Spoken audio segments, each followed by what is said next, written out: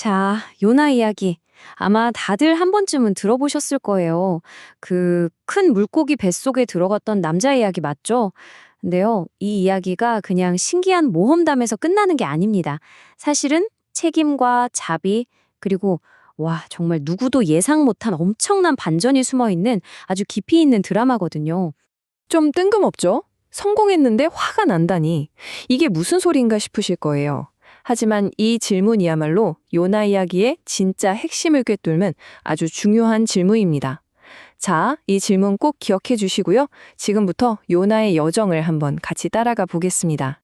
자, 이야기의 1막입니다.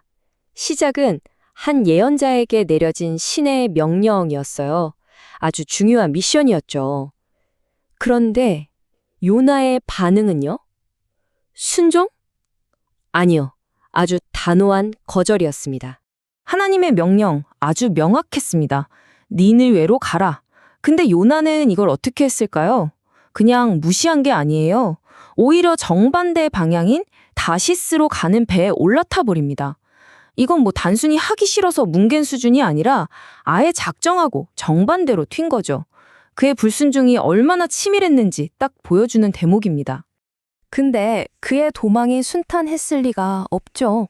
갑자기 엄청난 폭풍이 몰아닥칩니다. 선원들은 배가 가라앉을까봐 무서워서 짐을 바다에 내던지고 각자 믿는 신을 부르며 아우성이었죠. 이 모든 아수라장 속에서 정작 이 사태의 원인인 요나는 뭘 하고 있었을까요? 배 밑에서 아주 깊이 잠들어 있었습니다. 결국 이 재앙의 원인을 찾으려고 제비를 뽑았는데 운명처럼 딱 요나가 걸립니다. 마침내 요나가 입을 엽니다. 모든 게 자기 탓이라고 자기를 바다에 던지라고 말이죠. 이 폭풍이 다 자기 때문에 온 걸 알고 있다는 겁니다. 바로 이 고백이 이 이야기의 첫 번째 중요한 전환점이 되는 거죠. 결과는요, 정말 즉각적이고 극적이었습니다. 선원들이 망설이다가 결국 요나를 바다에 던지자마자 그 미친 듯이 날뛰던 바다가 거짓말처럼 잠잠해진 거예요.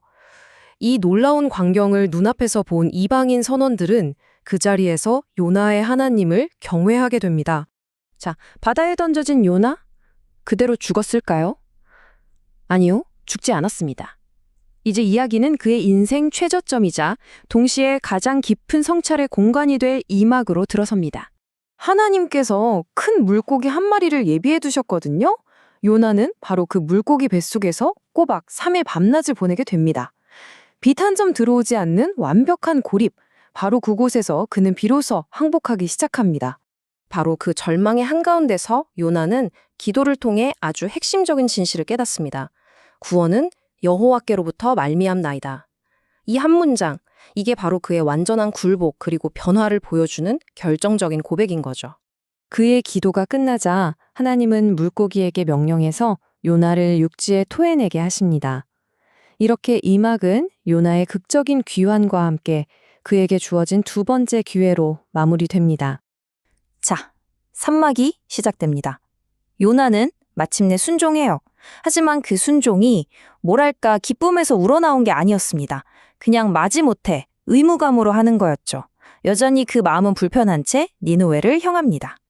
그 거대한 도시 니느웨에 도착한 요나가 전한 메시지는요, 정말 딱 한 문장이었습니다. 원어로 보면 5단어밖에 안 돼요. 40일이 지나면 니느웨가 무너지리라. 끝. 여기에는 뭐 회개를 촉구한다거나 자비를 바랄 여지 같은 건 전혀 없어요. 그냥 아주 냉담한 심판 선고, 그게 전부였습니다. 그런데 결과는 어땠을까요? 정말 충격적입니다. 니느웨 사람들이 요나의 그 퉁명스러운 경고를 듣자마자 즉시 회개하기 시작한 거예요. 왕부터 백성은 물론이고 심지어 짐승까지 모두 베옷을 입고 재에 앉혀서 회개합니다. 온 도시가 말이죠. 그리고 그들의 진심 어린 회개를 보신 하나님은 약속했던 재앙을 거두십니다. 결국 어떻게 됐나요? 요나의 그 마지못한 임무는 엄청난 대성공을 거둔 셈이죠. 임무는 성공적으로 끝났습니다. 해피 엔딩이죠. 하지만 이야기는 여기서 끝나지 않아요. 이제 초점은 니느웨라는 도시에서 요나 개인의 마음속으로 옮겨갑니다. 이 이야기의 진짜 반전, 그리고 핵심 교훈이 담긴 마지막 4막이 펼쳐집니다. 바로 이 부분, 여기가 이 이야기의 가장 큰 아이러니입니다. 예언자 요나는 자기 임무가 대성공을 거두자 기뻐한 게 아니라 오히려 엄청나게 화를 냅니다. 왜요? 자비가 베풀어졌다는 그 사실 때문에요. 아니 도대체 왜 화가 난 걸까요? 적대국이었던 니느웨가 구원받는 게 배 아팠던 걸까요? 아니면 망한다고 했던 자기 예언이 틀려서 선지자로서 자존심이 상했던 걸까요? 어쨌든 그의 이 분노가 바로 이 이야기의 진짜 주제를 드러내는 열쇠입니다. 요나의 가치관이 얼마나 왜곡되어 있었는지가 여기서 극명하게 드러납니다. 12만 명이 넘는 도시가 구원받은 일에는 매우 싫어하고 성을 냈으면서 자기에게 잠시 그늘을 만들어준 작은 박넝쿨 하나에는 크게 기뻐했거든요.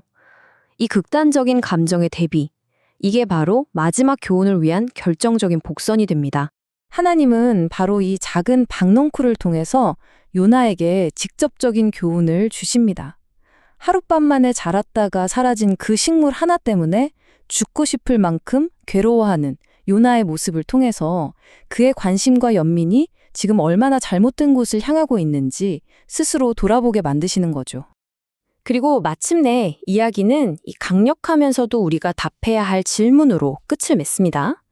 네가 직접 키우지도 않은 이 박넝쿨 하나도 그렇게 아까워하는데 하물며 이 큰 성읍 니느웨에 사는 12만여 명의 사람들을 내가 어찌 아끼지 않겠느냐. 이 질문은요, 덧없는 식물을 향한 요나의 작은 동정과 수많은 생명을 향한 하나님의 무한한 긍휼을 아주 선명하게 보여줍니다. 자, 이 이야기를 전부 돌아보면서 마지막 질문을 한번 던져보겠습니다. 이 이야기는 과연 니느웨라는 도시의 구원에 대한 이야기일까요?